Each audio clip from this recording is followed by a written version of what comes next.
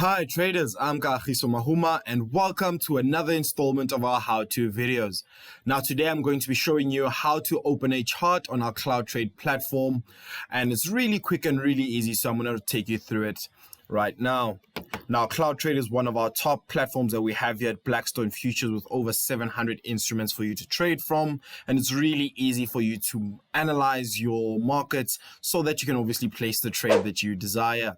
So I'm going to go here under my watch list and I'm going to look at MTN group. And now let's say I want to obviously analyze MTN before placing my trade. I can then click on the three bars here on my right hand side. And then I'm going to click on the big arrow here that says open a new browser tab. Now CloudTrade is a web-based platform, so you will be using it on your Google Chrome or your Microsoft Edge, depending on whatever device you prefer.